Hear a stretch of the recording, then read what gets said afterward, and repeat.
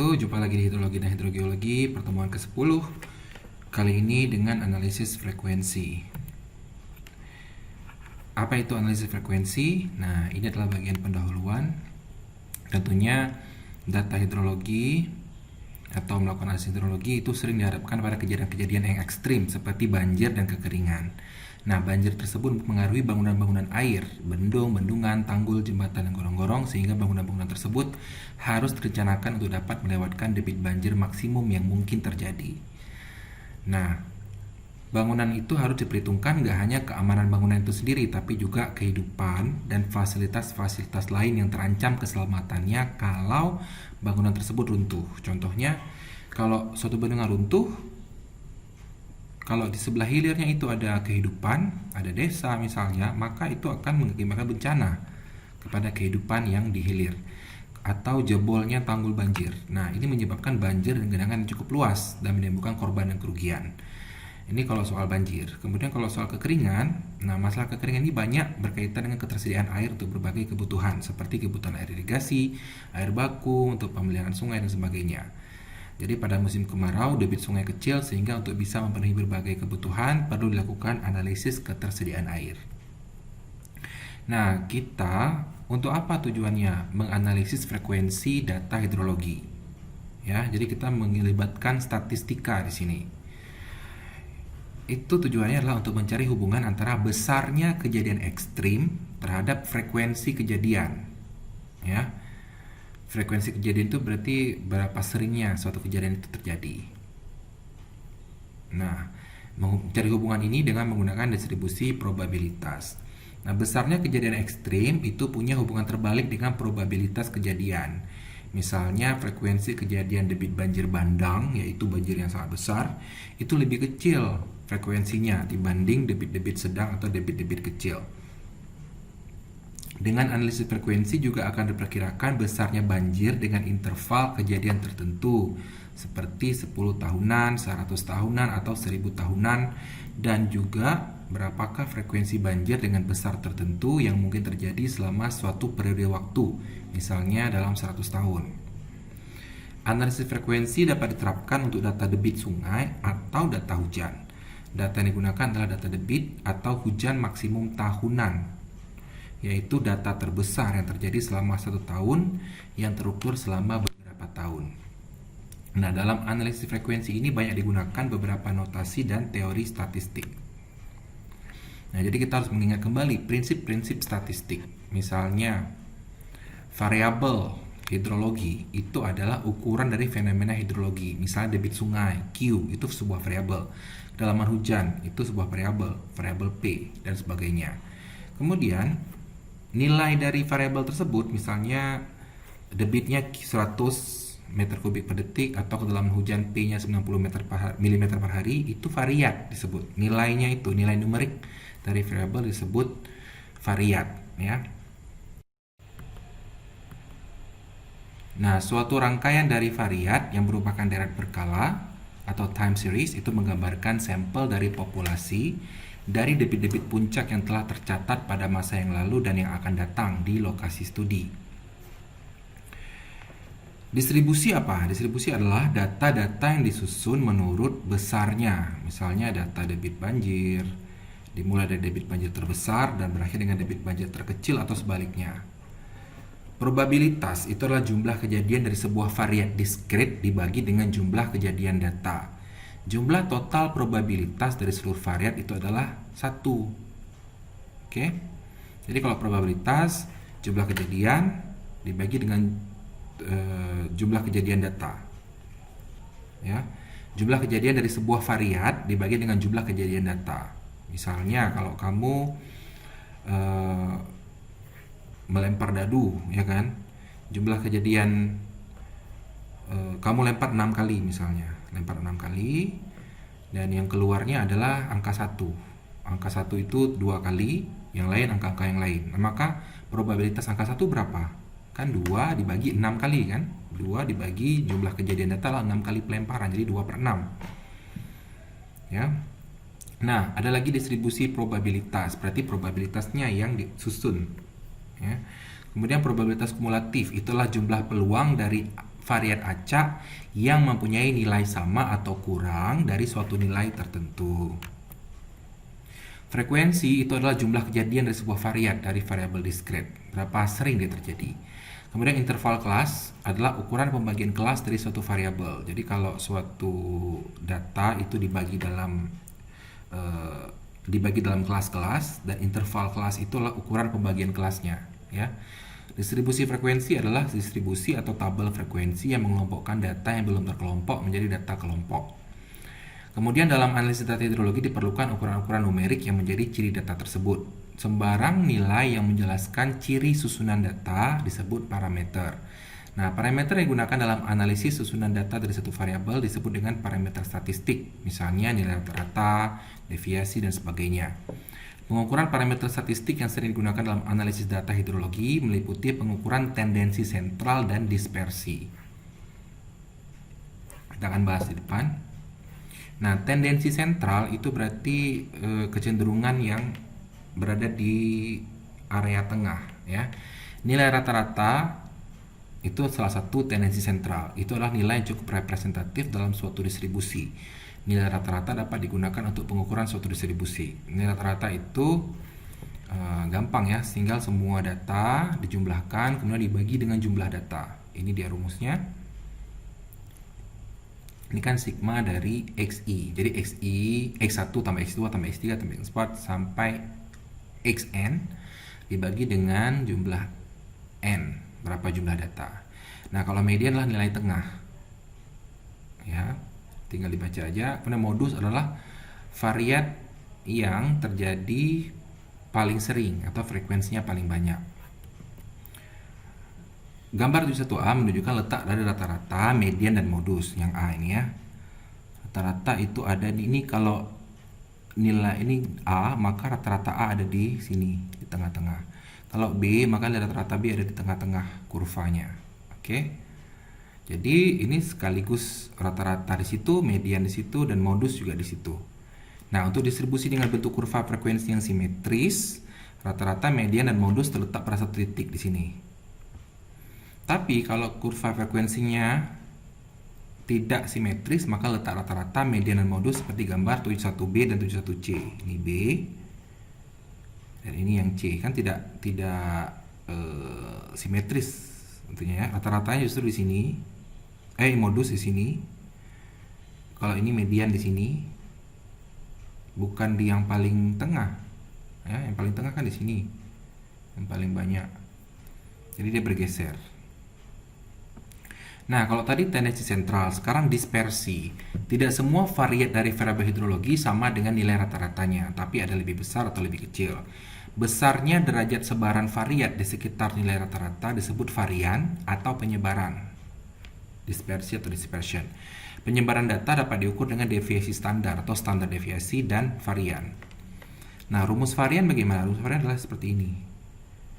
Ya, S kuadrat sama dengan 1 per N kurang 1 sigma I sama dengan 1 sampai dengan N XI kurang X bar kuadrat, di mana S kuadrat adalah varian. Akar dari variat S adalah deviasi standar. S sama dengan akar 1 per N kurang 1 sigma I sama dengan 1 sampai N XI kurang X bar kuadrat. Jadi varian itu S kuadrat, sementara deviasi standar adalah S. Nah, koefisien varian adalah nilai perbandingan antara deviasi standar dan nilai rata-rata. Yaitu S itu kan deviasi standar, rata-rata adalah X bar. Bentuknya CV, inilah koefisien varian. Deviasi standar dan koefisien varian dapat digunakan untuk mengetahui variabilitas dari sebuah distribusi. Semakin besar deviasi standar dan koefisien varian, maka semakin besar penyebaran dari distribusi. Itu di gambar 71D ada nggak? Oke, nggak ada. Atau di sini ya, 71D. Ya, ini dia. Ya. Deviasi standar.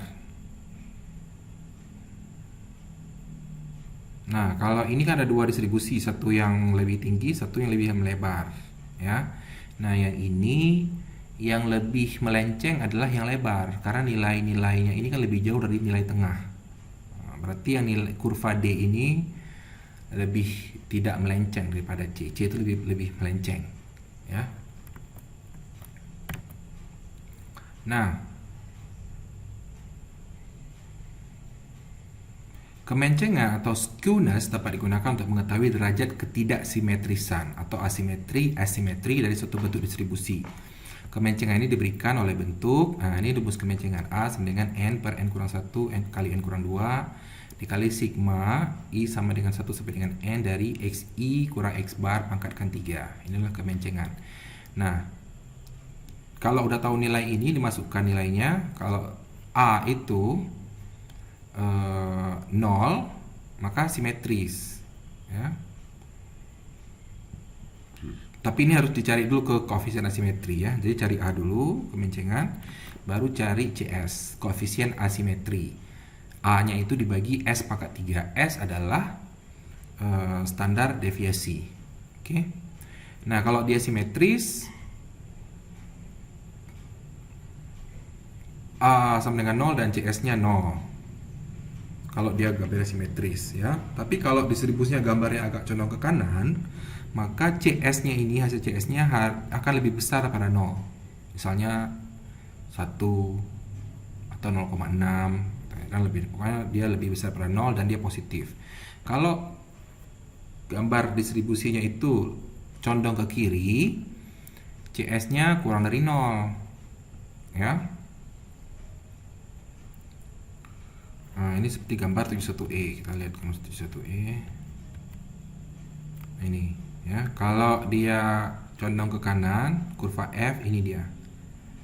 CS-nya lebih besar pada 0. Kalau dia condong ke kiri, gambarnya CS lebih kecil pada 0. Nah, ada lagi namanya koefisien kurtosis. Koefisien kurtosis itu lebih kompleks lagi rumusnya ya. N kuadrat per N kurang 1, N kurang 2, N kurang 3 kali S pangkat 4 dikalikan sigma I sama dengan 1 sampai dengan N dari X1 kurang X bar pangkat 4. Nah, kurtosis ini adalah ukuran kelancipan distribusi data di mana distribusi normal sebagai pembanding. Kelancipan, berapa lancip sih kurvanya dibandingkan distribusi normal. Nah, kita masuk ke bagian berikutnya, yaitu konsep probabilitas dalam metodologi. Yang sebelumnya itu tolong buka lagi bagian statistik, mata kuliah statistik. Dalam metodologi itu sudah dilakukan analisis data dalam jumlah yang sangat banyak. Data tersebut diperoleh dari pengukuran di alam. Misalnya kita ukur debit sungai, kita ukur hujan berapa, yang hanya dapat diukur satu kali dan kemudian nggak akan terjadi lagi, ya kan? Nah, misalnya adalah pengukuran debit di situ stasiun pengamatan, data debit yang tercatat saat itu tidak akan terjadi lagi pada masa yang akan datang. Nah, salah satu hal penting dalam analisis hidrologi adalah menafsirkan probabilitas suatu kejadian yang akan datang berdasarkan data hidrologi yang diperoleh pada pencatatan yang telah lampau. Makanya data-data itu perlu untuk memprediksi probabilitas yang akan datang. Ya, untuk apa kita prediksi? Karena kita membangun sesuatu, kita membangun apapun pasti ada rencana. Dan rencana ini akan menghadapi nilai-nilai yang akan datang gitu. Makanya perlu digunakan konsep probabilitas dalam analisis data hidrologi. Nah, konsep probabilitas dalam hidrologi. Probabilitas P dari variat adalah sejumlah kejadian dari variat diskret dibagi dengan jumlah total kejadian. Jadi probabilitas total itu dari variat adalah 1. Dan distribusi dari probabilitas semua variat disebut dengan distribusi probabilitas. Kemudian yang kedua, probabilitas kumulatif dari suatu variat adalah probabilitas bahwa variabel sembarang yang bernilai sama dengan atau kurang dari suatu nilai tertentu, misalnya X, yang dapat dinyatakan dengan P, X besar kurang dari sama dengan X kecil, dengan X adalah variabelnya atau X besar ya. Jadi probabilitas bahwa nilai variabel tadi sama dengan atau lebih daripada X adalah 1 kurang P dalam kurung X kurang dari sama dengan X, atau dinyatakan dengan probabilitas X lebih besar sama dengan X kecil ya. Karena kan P yang lebih kecil, X nya lebih kecil ditambah X nya lebih besar itu 1, sehingga kalau 1 kurang P X besarnya kurang dari X, maka kebalikan dari ini ya ini P X besar dari atau lebih dari sama dengan X kecil. Untuk lebih memahami probabilitas dalam hidrologi, kita lihatlah data debit maksimum Sungai Serang. Setiap tahun ada debit maksimumnya di tabel 72. Ya, ini data mentah. Tahun 51 debit maksimumnya 895 meter kubik per detik, 952 800, tahun 53 589. Nah, inilah data mentah dari tahun 51 sampai tahun 1974. Kemudian kita ubah atau dikelompokkan dalam interval kelas di tabel 73. Nah, ini dia.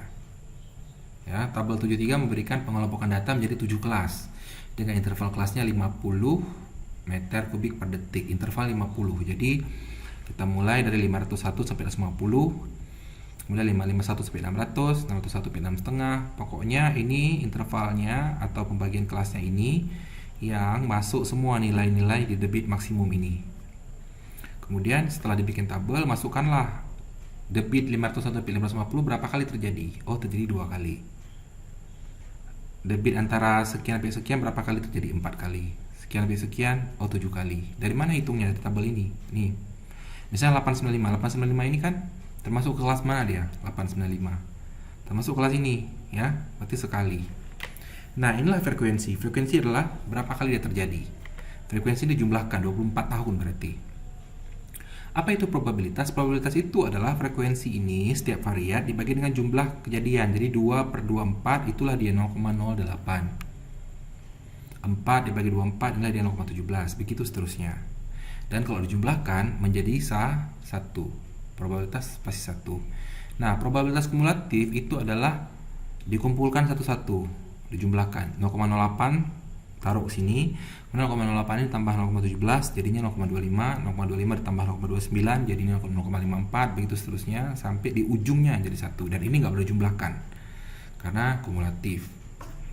Oke, dari distribusi probabilitas data debit di Sungai Serang ini bisa kita bikin grafik. Kejadian debit banjir dari tabel 73 bisa dinyatakan dalam gambar 72A yang ini. Ini adalah histogram. Histogram itu adalah grafik atau diagram batang, ya. Jadi hubungan antara kolom 1 dan kolom 3. Kolom 1 ini dan kolom 3 probabilitas. Jadi yang di bawah ini debit kan, ini kali 100 ya. Jadi yang ini 500, 1 sampai 550, 550, 1 sampai 600 gitu seterusnya. Nah, ini 0,08. Sebelah sini probabilitas. Jadi untuk debit sekian, probabilitasnya sekian, debit sekian, probabilitasnya sekian, debit sekian, probabilitasnya sekian gitu. Dalam gambar tersebut, probabilitas bahwa debit Q berada pada interval kelas antara 601 sampai 150 adalah 0,29. 601 sampai 650 kan di sini. Berapa probabilitasnya? Ini dia 0,29. Format penulisannya bagaimana? Penulisannya seperti ini. P probabilitas kalau Q berada di antara 601 sampai 650 adalah 0,29 atau 29%. Ini adalah format menulis. P adalah probabilitas, di dalam adalah syaratnya atau kondisinya. Saya mau Q 601 sampai 6,5. Kalau saya mau P-nya Q-nya antara 501 sampai 650, maka P dalam kurung 501 kurang dari sama dengan Q kurang dari sama dengan 550 sama dengan berapa? 0,08 alias 0,8%. Nah, jumlah dari semua probabilitas debit banjir adalah sama dengan 1. Oke. Nah, kalau tadi kan ini adalah distribusi probabilitas. Kemudian yaitu dari tabel ini kolom 1 sama kolom ketiga. Kemudian kalau kolom 1 sama kolom keempat itu kita akan menggambarkan ini distribusi kumulatif, ya. Dalam gambar tersebut probabilitas bahwa debit banjir kurang atau sama dengan kelas 601 sampai 6,5 adalah 0,54. Ya, pokoknya yang kurang dari 650 berarti ke bawah ini semua. Ke bawah ini semua. Cara menulisnya PQ kurang dari 650 adalah 0,54. Ya, 54%. Kalau pakai gambar ini, maka kita kalau di bawah 6,5 hanya melihat nilai di sini saja, jangan ditambahkan dengan yang ini. Enggak, salah. Kalau mau melihat gambar ini baru dijumlahkan. Di bawah 6,5 maka dijumlahkanlah, di bawah 6,5 ke bawah kan, maka dijumlahkanlah ini tambah ini tambah ini. Tapi kalau kita melihat grafiknya udah probabilitas kumulatif, kalau di bawah 6,5 maka langsung ambil nilai yang ada 0,54. Jangan ditambahkan lagi dengan yang di bawahnya. Karena ini sudah probabilitas kumulatif. Oke. Dapat juga dinyatakan bahwa probabilitas dari nilai variabel yang sama dengan atau lebih besar daripada kelas 601 sampai 6,5 adalah atau kalau mau P probabilitas untuk Q di atas 6,5 maka 1 dikurangi nilai ini. 1 dikurangi probabilitas Q yang di bawah ini dia. Yaitu 1 kurang 0,54 yaitu 0,46. Nggak bisa dilihat di tabel ya. Kalau mau lihat yang di atas 6,5 nggak bisa dilihat di tabel, di gambar, di grafik. Bukan 0,75 jawabannya, tapi 1 dikurangi ini. Kenapa gitu? Karena ini kumulatifnya itu dari bawah ke atas ya.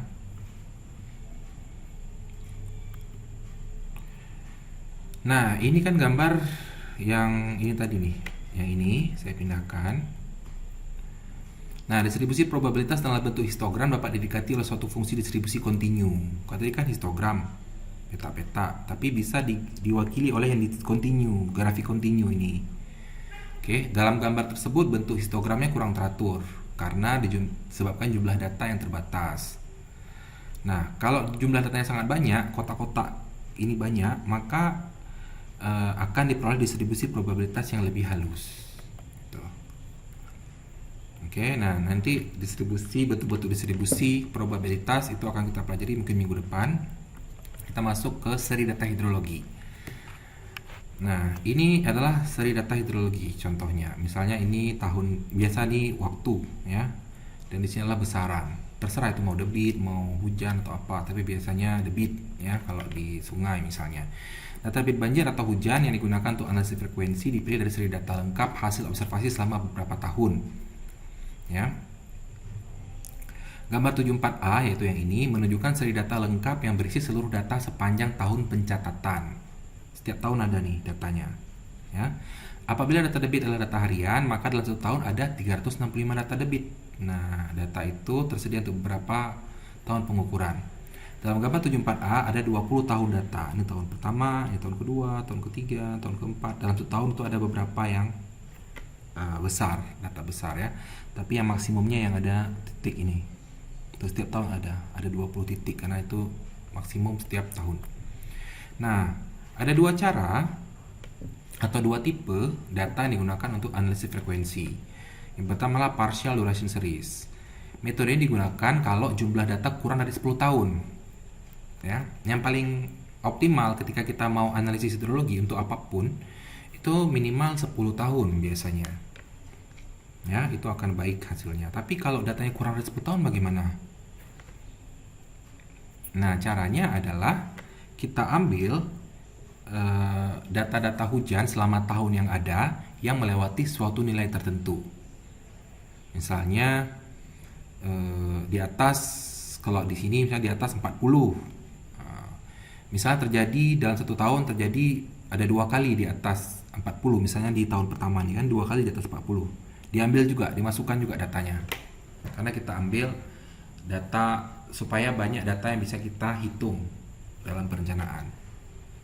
Oke, jadi satu tahun bisa terdapat lebih dari 2 data atau 1 data yang digunakan dalam analisis. Dari setiap tahun dipilih 2-5 data yang tertinggi gitu.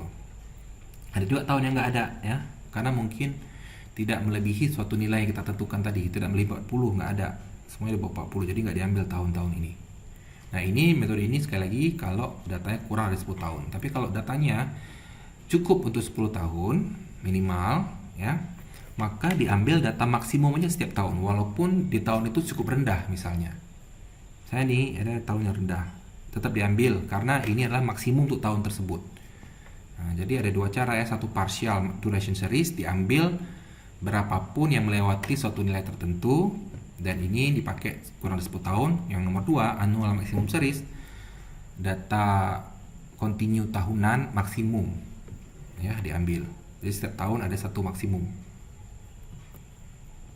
Kita masuk ke periode ulang. Periode ulang atau return period adalah waktu hipotetik di mana debit atau hujan dengan suatu besaran tertentu atau nilai X misalnya akan disamai atau dilampaui sekali dalam jangka waktu tertentu.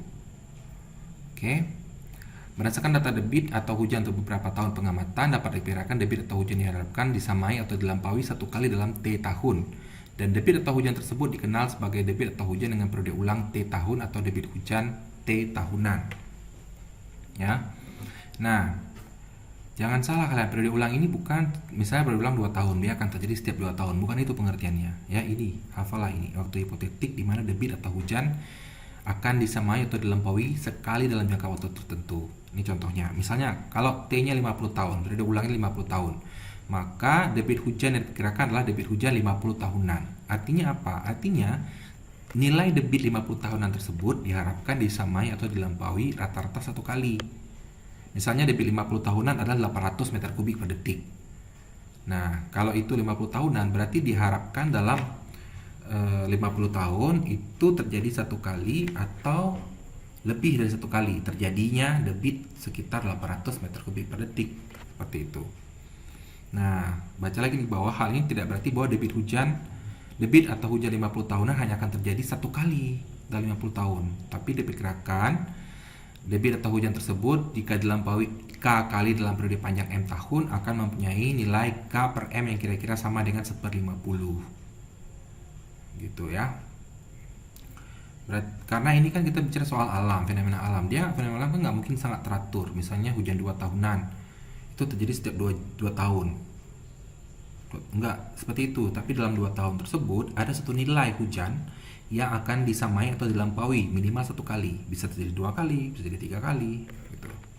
Tapi rata-rata satu kali diharapkan gitu ya.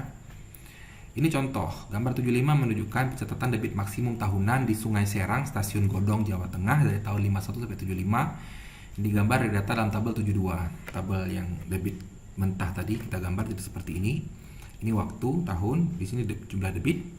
Kalau QT-nya 700 ini salah ya, ada 800-nya 2 biji, tapi ini 700, 700. Kalau sebuah debit 700 berapa kali akan dilampaui atau akan sama dengan atau dilampaui debit 700 tersebut? Kita tarik garis lah di sini. Tarik garis 1 2 3 4 5 6 7. Mungkin 7 ya atau 6. Nah, kalau di buku ini 6. Nah, nilai yang melampaui atau sama dengan 700 itu 6 kali selama 24 tahun. Maka periode ulang ini adalah 24 jumlah tahunnya dibagi 6. 6 kali yang melewati 700. Berarti 24 bagi 6 adalah 4 tahun. Berarti besaran debit 700 meter kubik itu adalah debit 4 tahunan. Oke. Nah, debit 4 tahunan dari jumlah waktu dibagi jumlah berapa kali dia terjadi.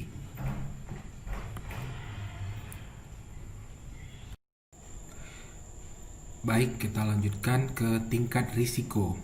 Nah, periode ulang yang diperkirakan dari analisis frekuensi itu menunjukkan interval waktu antara kejadian-kejadian.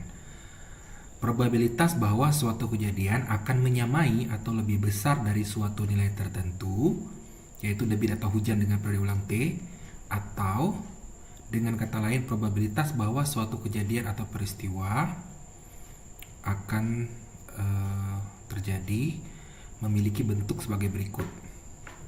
P, Q besar dari sama dengan QT sama dengan seperti. Nah, ini cara membacanya adalah probabilitas bahwa debit akan terjadi lebih besar atau sama dengan dari QT. QT itu nanti akan ada nilainya, misalnya 700 meter kubik per detik.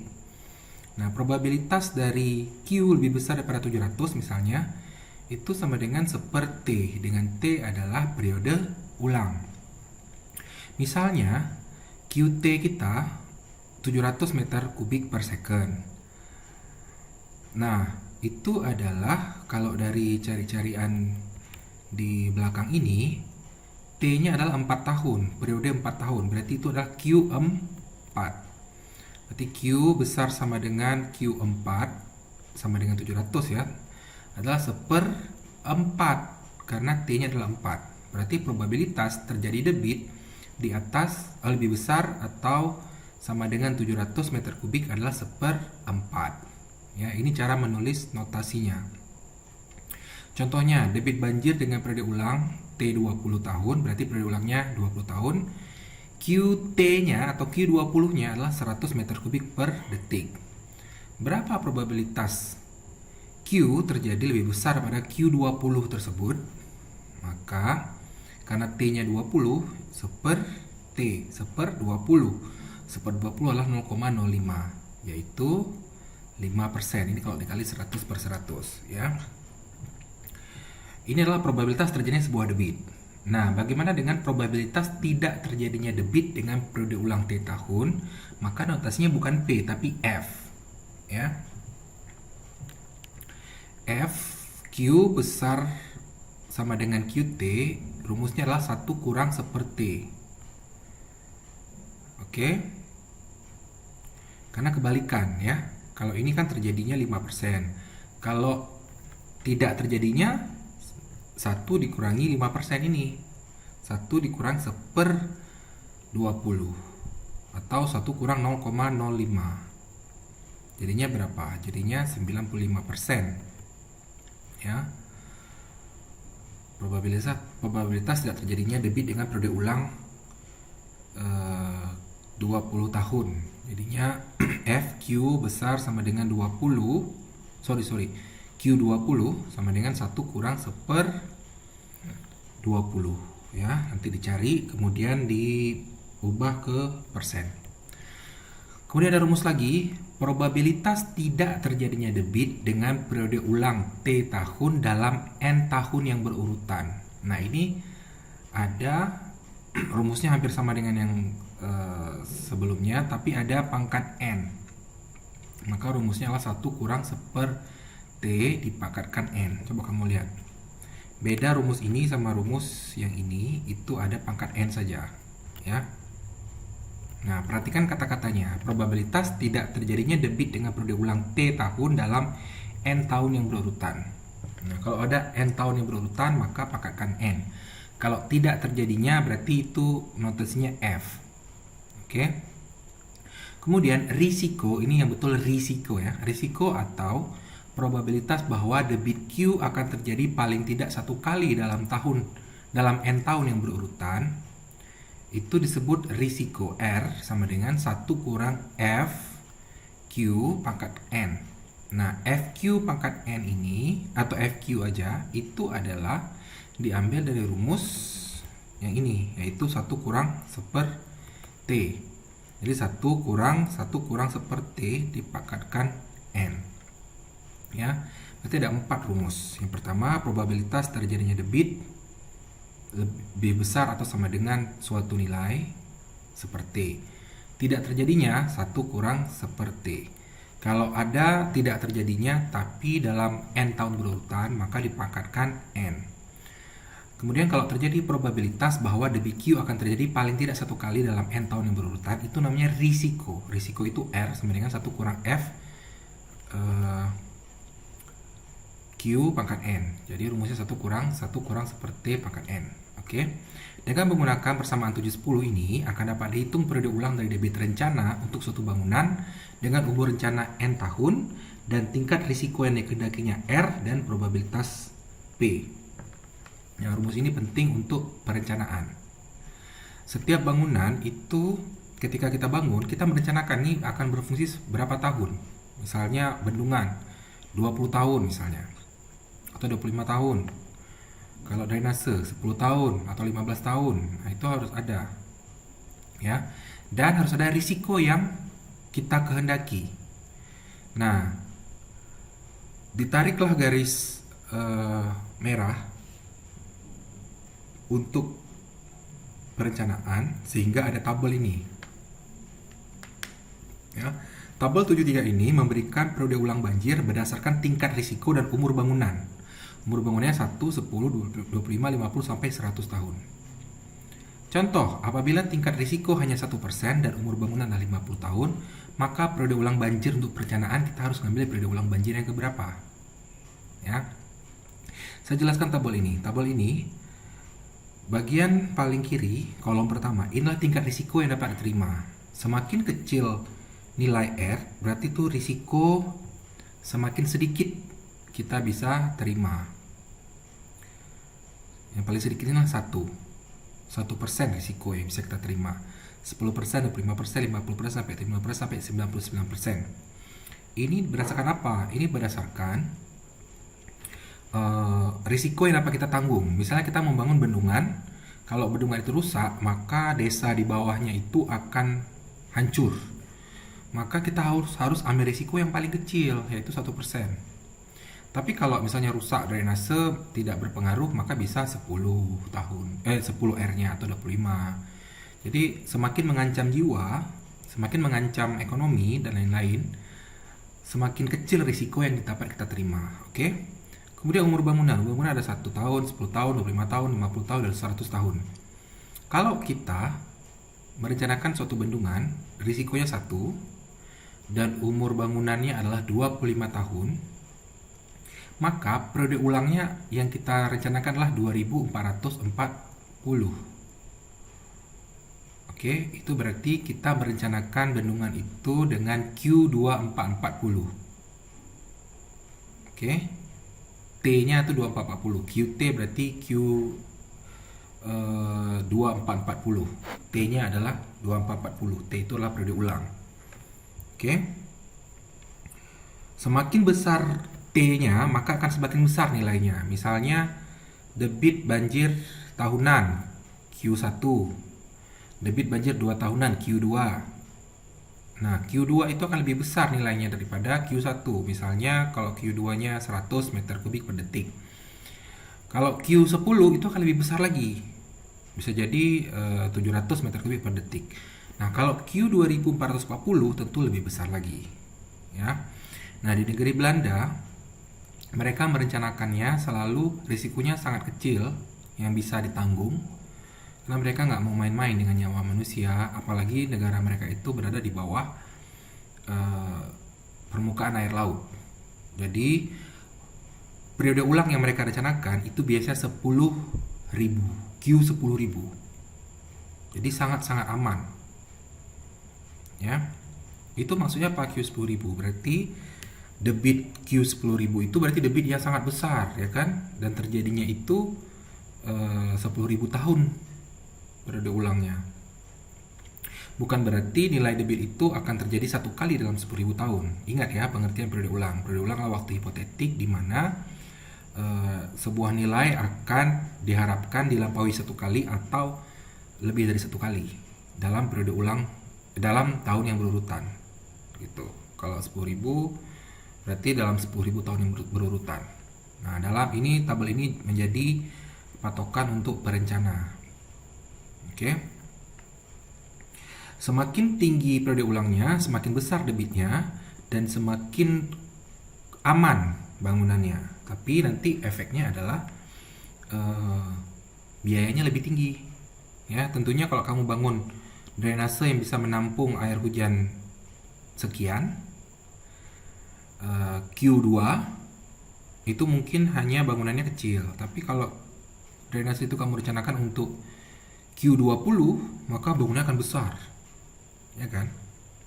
Karena dia rencana kita adalah untuk bisa menanggulangi debit 20 tahunan. Debit 20 tahunan itu lebih besar tentunya daripada debit 2 tahunan. Jadi dimensi drainasenya akan lebih besar. Apakah setiap tahun akan terisi penuh? Enggak. Dia akan terisi penuh kalau mengalami debit banjir 20 tahunan. Ya, jadi dalam 20 tahun diharapkan sekali terjadi debit rencana itu.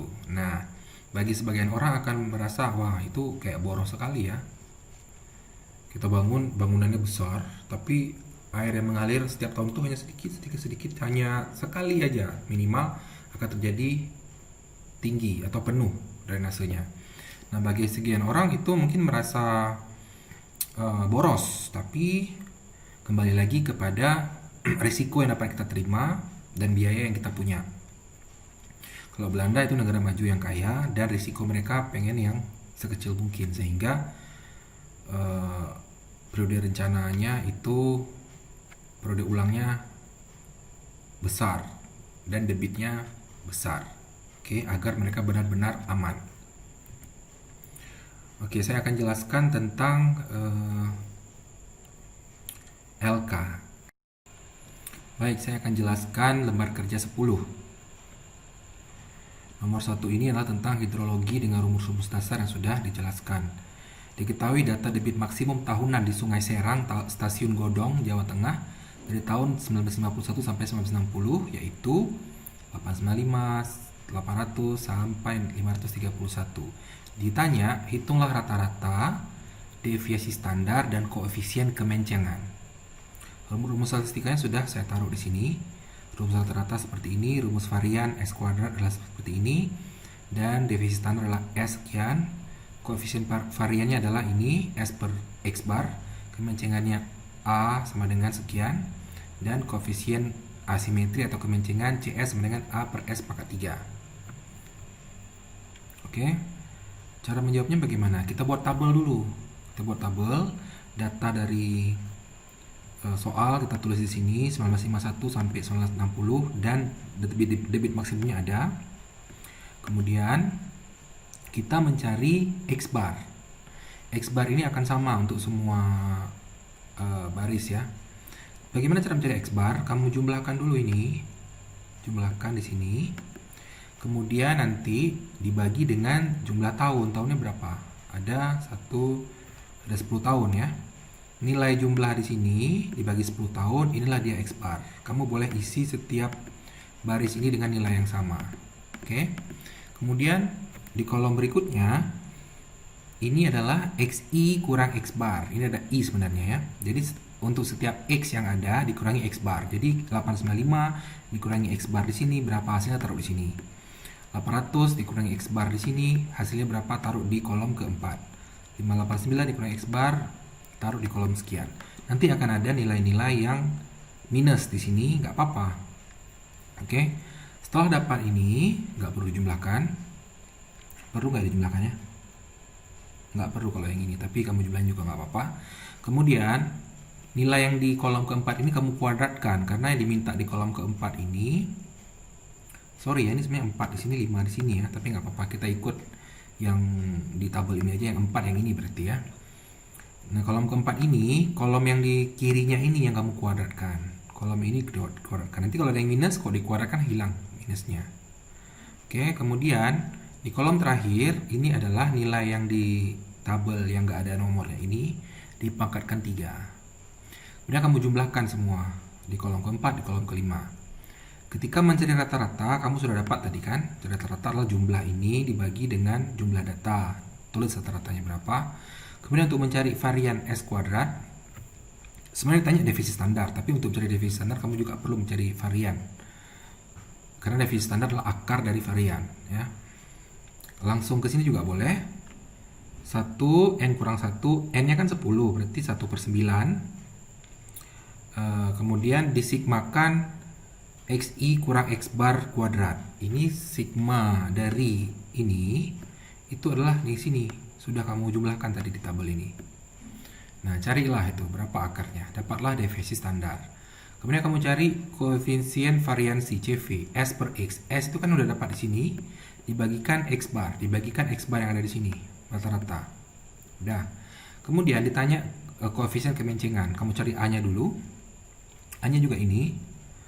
N per N kurang 1 kali N kurang 2. N kan 10. 10 bagi N kurang 1, 10 kurang 9. 10 kurang 1, 9.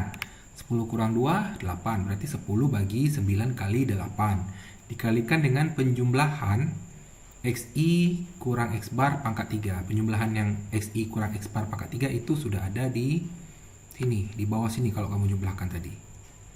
Nah, kalikan saja berapa.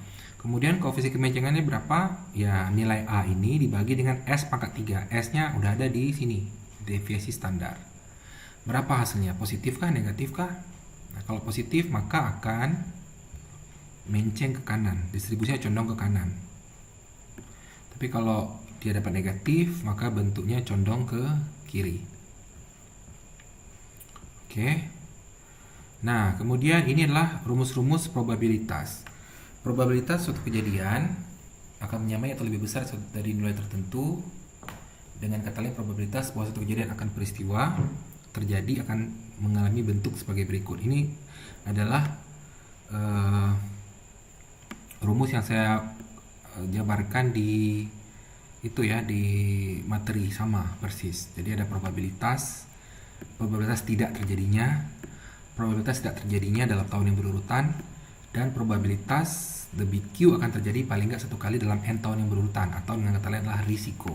Rumusnya sudah ada, tinggal rumus-rumus ini kamu gunakan untuk menjawab soal-soal di bawah ini. Nomor 2, perkirakan probabilitas terjadinya debit Q lebih besar pada 700 meter kubik per detik paling tidak satu kali dalam 5 tahun dari debit sungai Serang. Ini sama seperti di soal ya jawabannya. Ini grafiknya sama juga. Bagaimana cara mencarinya? Cari dulu periode ulang di gambar di atas. Untuk Q sama dengan 700, ini 700, maka akan mengalami periode ulangnya 24 tahun dibagi 6 kali beririsan. Ya, berarti 24 bagi 6. Berapa tahun? 4 tahun. Ya, T-nya 4 tahun. Jadi, probabilitas bahwa debit tersebut terjadi paling tidak sekali dalam 5 tahun adalah berapa? Itu berarti ini ditanya apa? Ditanya adalah ini risiko. Jadi masukkan rumus risiko ini. Rumus ini masukin. Ya. 1 kurang 1 kurang 1 T. T-nya berapa? T-nya sudah dapat tadi 4. N-nya berapa? N-nya kan 5 tahun. Nah, tinggal masukin aja rumus ini. 1 kurang 1 kurang 1/4 dipangkatkan 5. Dapatlah dia R. Itulah jawabannya di sini. Di sini sudah ada jawabannya 0,76. Nanti cek lagi benar apa enggak. Kemudian soal nomor 3. Suatu bangunan air direncanakan dengan debit 100 tahunan. Berarti T-nya 100. Ya, T-nya 100 tahun. Umur rencana 50 tahun. Berarti N berurutannya, N-nya adalah 50 tahun. Oke. Ditanya, hitung probabilitas dari debit 100 tahunan tersebut terjadi dalam 50 tahun. Apa sih yang ditanya? Kadang-kadang kalian akan pusing nih. Apa maksudnya ditanya? Apakah P? Apakah R? Nah, kalau udah dibilang umur rencana, itu sama dengan kejadian tersebut terjadi dalam 50 tahun. 50 tahun adalah 50 tahun yang berurutan. Berarti ada N ya di situ. Ada N dan ditanya probabilitas. Nah, berarti ini adalah risiko. Risiko pakai rumus mana? Pakai rumus ini. Oke, T-nya adalah 100 dan N-nya adalah 50. Itu adalah risiko. Masukkan ini. Soalnya nggak terlalu susah, cuma kadang-kadang ketika memahami soal ini tanya apa? Probabilitas kah? Probabilitas tidak terjadinya? Atau risiko? Nah, nomor 4. Suatu gorong-gorong direncanakan dapat lewati debit dengan periode ulang 10 tahun. T10. Umur bangunan 25 tahun. Nah, kalau udah ada umur bangunan, itu sama dengan 25 tahun berurutan atau N. Oke. Dia tanya, berapa probabilitas bahwa gorong-gorong tersebut akan dilewati banjir rencana paling tidak satu kali dalam umur bangunan. Ini tanya juga risiko. Masukkan rumus tadi dengan T-nya 10, N-nya 25. Ya. Nomor 5. Bangunan pelimpah dari satu bendungan dengan umur rencana 50 tahun. Ingat, umur rencana berarti N. Tingkat risiko bahwa bangunan akan dilewati oleh debit tersebut adalah 5%. Ini R-nya 5%. Berapakah periode ulang banjir untuk merencanakan bangunan tersebut? Nah, ini berarti yang ditanya adalah T. Oke? Ini sebenarnya rumus ini mengandung rumus risiko. Tapi dibalik. Risiko diketahui, T-nya nggak diketahui. Jadi bagaimana cara mencarinya? Cari dulu P-nya atau probabilitasnya. Probabilitas itu kan seperti. Oke? Nah, dari rumus risiko. Ambil rumus risiko tadi. Ambil rumus risiko, yaitu ini. Kamu isi. R-nya diketahui, T-nya tidak diketahui, N-nya diketahui. N-nya diketahui berapa? N-nya diketahui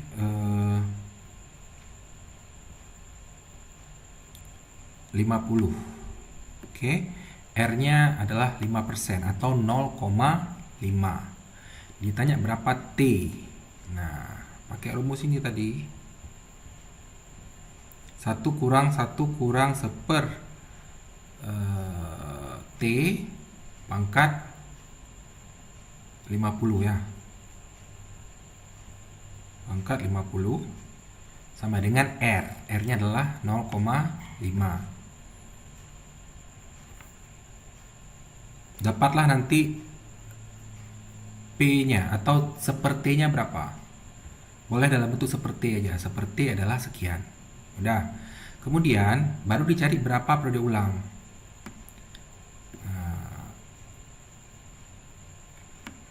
Ya. T sama dengan 1/P. Oke, jadi kalau kurang jelas saya akan tampakkan di ini aja nih, di sini.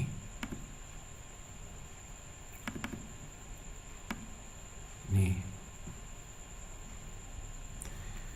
R diketahui 5%, berarti adalah 0,5. N adalah berapa tadi? 100 ya. Sorry. N-nya 50. N kecil adalah 50 tahun berurutan atau umur rencana bangunan adalah 50 tahun. Ditanya adalah T sama dengan berapa. Ambil rumus risiko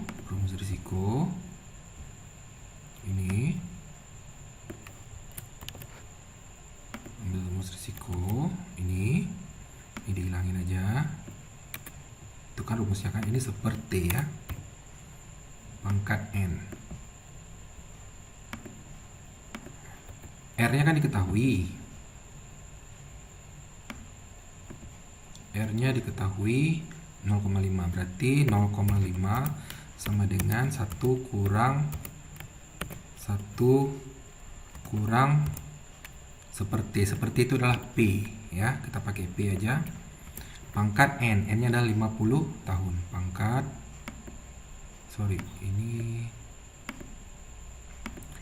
pangkat 50. Oke. Selesaikan persamaan ini sehingga dapat P-nya berapa. Ini minus ini dibawa ke kiri jadinya plus ya. Cara singkat aja nih, dibawa ke kiri, padahal bukan seperti itu kalau matematika ya. Ini kan minus sekian, kalau dibawa ke kiri positif, tinggallah di sini 1. Tapi 0,5 kan positif, kalau dibawa ke kanan jadinya minus kan. Jadi kurang 0,5. Ini berapa? Jadinya 0,5. Ya kan? Atau gini aja.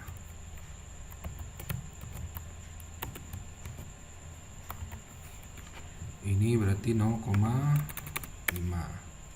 Nah, bagaimana cara mencarinya ini? Jadi kamu harus cari ini akar dari 50 berapa.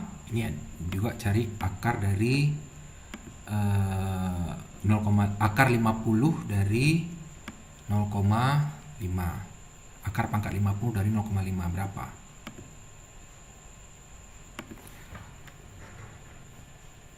Oke, tadi sampai mana? Sampai sini ya. Tapi ini ada yang salah nih. Ini 5% itu bukan 0,5 ya. Sorry. Inilah 0,05. Berarti di sini R-nya adalah 0,05.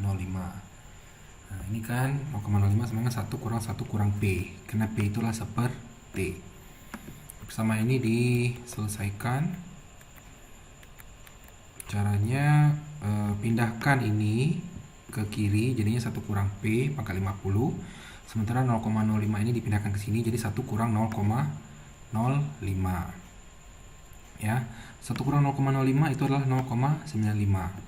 Sementara ini adalah 1 kurang P pangkat 50. Bagaimana cara menyelesaikan masalah ini? Kamu harus cari akar pangkat 50 dari ruas kiri dan juga akar pangkat 50 dari ruas kanan. Ya, kamu harus tekan kalkulatornya saintifik. Nah, ini notasinya seperti ini. Akar pangkat 50 dari ini, sebelah kanan juga akar pangkat 50 dari 0,95. Akar pangkat 50 dari 0,95 itu adalah 0,998975. Itu sebenarnya panjang lagi, tapi saya potong sampai di sini saja. Sementara akar pangkat 50 dari sesuatu yang dipangkatkan 50 itu berarti tinggallah 1 kurang P. Ya, tinggallah 1 kurang P. Nah, 1 kurang P adalah 0,998975. Kalau P berapa? Nah, kalau P sama kayak tadi juga harus berarti kan ini P adalah 1 kurang 0,9. Nolnya ini komanya dalam bahasa Inggris nih ya, 998975. Kalau bahasa Indonesia itu koma.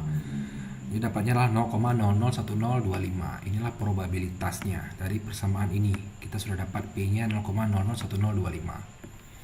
Oke, sekarang pertanyaannya adalah mencari T. P itu kan adalah seper-T. Berarti kalau T adalah seper P, jadi 1 bagi ini. Dapatlah 975, sekian-sekian, tapi kita potong aja jadi 975 tahun. Kita kembali ke sini. Nah, cari P dulu, baru cari T-nya adalah seper dari P. Ya, itu aja. Sekian untuk pertemuan kali ini. Terima kasih.